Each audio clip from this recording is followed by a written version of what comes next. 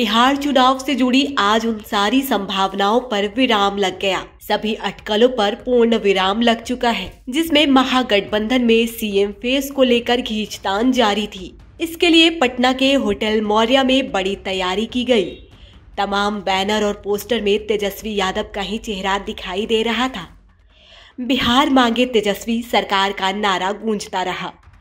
कल तक जो तस्वीरें आ रही थीं, उसमें तेजस्वी और राहुल गांधी के बीच अनबन की खबरें थीं, लेकिन आज सुबह का सूरज महागठबंधन के लिए बड़ी उम्मीद लेकर आया और तमाम नेताओं और समर्थकों में जोश भी देखने को मिला। चलो बिहार बदले बिहार का नारा देने वाले तेजस्वी यादव को महागठबंधन की संयुक्त प्रेस कॉन्फ्रेंस में आज तेजस्वी यादव को सीएम फेस घोषित कर दिया गया। पटना से जो तस्वीरें आ रही थीं, उसमें ये क्लियर था कि आज तेजस्वी के नाम की घोषणा आधिकारिक रूप से कर दी जाएगी और तमाम मतभेदों को सुलझा लिया गया है। तेजस्वी के नाम पर सहमति बन चुकी थी और आज उसकी घोषणा भी कर दी गई।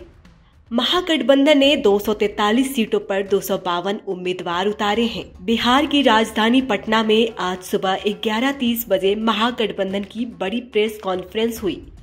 बाकी सीटों को लेकर भी जो तनाव है, उसे खत्म कर दिया गया है। इसमें तेजस्वी यादव को महागठबंधन के मुख्यमंत्री के चेहरे के रूप में पेश कर दिया गया।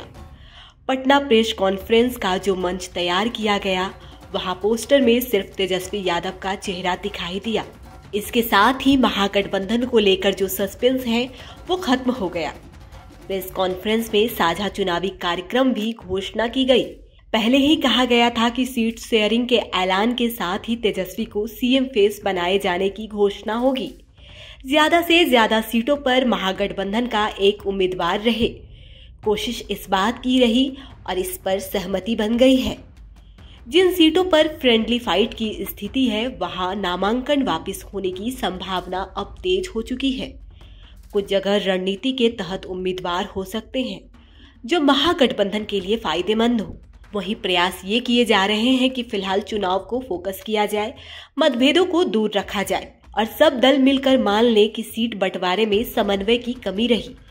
यही वजह थी प्रेस कॉन्फ्रेंस में अंतिम फैसले के ऐलान से पहले अशोक गहलोत को बीच में आना पड़ा। पप्पू यादव ने तो उन्हें राहुल गांधी का दूत बताया है और अल्लावरू कांग्रेस आला कलाम से संपर्क साधे रहे। कल यानी 22 अक्टूबर को गहलोत ने लालू यादव और तेजस्वी यादव से मुलाकात की थी। उसके बाद उन्होंने कहा कि तेजस्वी से अच्छी बातचीत हुई है और जो भी असहमति है, वे सारी बातें क्लियर हो जाएगी। कोई झगड़ा नहीं है, सब मिलकर चुनाव प्रचार करेंगे। महागठबंधन एकजुट होकर चुनाव में उतर रहा है। बिहार में 243 सीटों में से 5-10 सीटों पर फ्रेंडली फाइट हो सकती है। तो अटकलें यही लगाई जा रही थी कि अभी तक महागठबंधन के भीतर जो घमासान मचा हुआ था, उसे खत्म किया जाए। 13 सीटों पर महागठबंधन के ही प्रत्याशी एक दूसरे के खिलाफ चुनाव लड़ रहे हैं। सबसे ज्यादा सीटों पर आरजेडी और कांग्रेस के ही उम्मीदवार आमने सामने हैं। कहीं सीपीआई और कांग्रेस के उम्मीदवार भी सामने हैं, तो मुकेश सहनी की विकासशील इंसान पार्टी भी पीछे नहीं है। वीआईपी ने भी आरजेडी उम्मीदवार के सामने अपना उम्मीदवार उतारा है। इन्हीं सब बातों को लेकर महागठबंधन में खींचतान चल रही थी। कल की बैठक में बड़ी बातों पर फोकस किया गया और सबसे पहला काम मतभेदों को भुलाकर चुनाव पर फोकस किया गया, ताकि एनडीए को कड़ी टक्कर दी जाए। आज नामांकन वापसी की अंतिम तिथि है, तो 6 नवंबर को पहले चरण की 121 सीटों पर तो कुछ नहीं होने वाला, लेकिन अगर सीट शेयरिंग को लेकर सहमति बनी तो 11 नवंबर के लिए कुछ संभावना है। आपको बता दें, महागठबंधन के फिलहाल कुल 252 उम्मीदवार चुनाव मैदान में हैं। आरजेडी के 143, कांग्रेस के 61, सीपीआई एमएल के 20, सीपीआई के 9, सीपीएम के 4 और वीआईपी के 15 उम्मीदवार हैं। आरजेडी कांग्रेस 5 सीटों पर आमने सामने है, जिसमें सिकंदरा, कहलगांव, सुल्तानगंज, लालगंज और नरकटियागंज है। 4 सीट पर कांग्रेस और सीपीआई आमने सामने हैं। अब इधर एनडीए और बीजेपी के नेता भी पीछे नहीं हैं और एनडीए गठबंधन को मौका भी दिया। सीट शेयरिंग की बात हो, तेजस्वी राहुल के बीच अनबन की बात हो या प्रियंका गांधी के चुनाव से दूरी को लेकर बात हो, एनडीए के नेता अक्सर तंज कसते रहे हैं।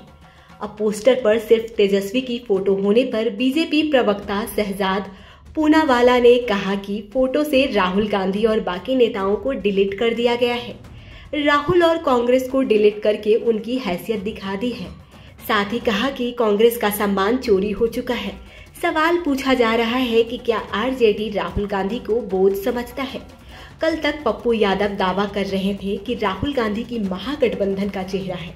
कांग्रेस खुद को बड़ा भाई बता रही थी, लेकिन अब वो पोस्टर में कहीं नजर नहीं आ रही। तो आमने सामने की लड़ाई में ये चुनावी स्टंट अब खुलकर सामने आ गया है। बीजेपी का कहना है कि महागठबंधन का ना कोई मिशन है, ना कोई विजन, बस फूट है और भ्रम है। लेकिन अब तेजस्वी के नाम के ऐलान के बाद एनडीए भी अपनी रणनीति पर नए सिरे से काम करेगी। तो अब देखना होगा सीएम फेस के लिए तेजस्वी के नाम के ऐलान के बाद बिहार की जनता कितना साथ देती है। क्या लालू के जंगल राज को भूलकर एक बार फिर तेजस्वी पर भरोसा जताएगी, या फिर बिहार का वोटर 2025 फिर से नीतीश के नारे के साथ चलेगा।